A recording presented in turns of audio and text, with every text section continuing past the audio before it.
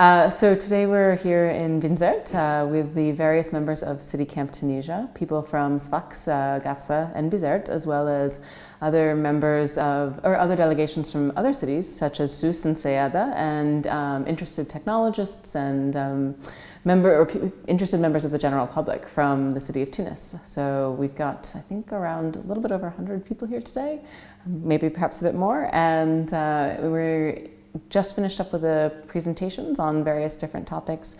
Data journalism, for example, how to do mapping, open source mapping, and currently the groups are in discussions about various different topics like open government and the future of City Camp. So. Great. So far you've been in 3 cities? That's right. So we started out in 3 cities. The whole project was initiated about 5 months ago. We went and visited about 8 cities and talked to a number of different people from civil society, from government, from the technology community, and ended up working with these 3 cities, Sfax, Gafsa, and Binzert.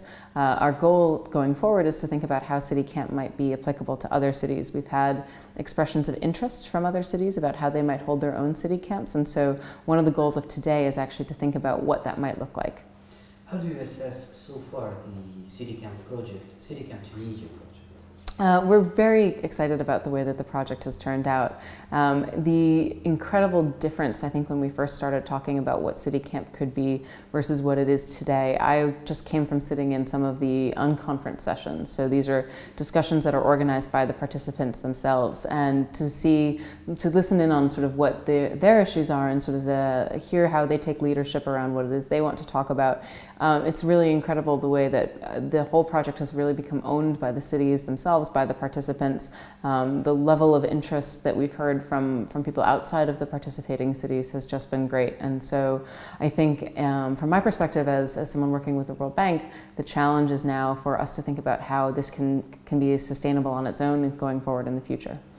What are the main challenges that you faced during these workshops or these different events in different areas in Tunisia? Well, it's always a challenge to bring together groups from very different backgrounds, and so civil society, technologists, government, it's not that they don't have the same goals. Very often they do have the same goals. It's to make their cities better, to improve the lives of citizens, but they come from it from different perspectives. They have different resources, they have different interests, they have different amount of time that they can focus on these issues, and so being able to actually bring everybody together into the same room, make sure that the discussion sort of stays focused and is action-oriented.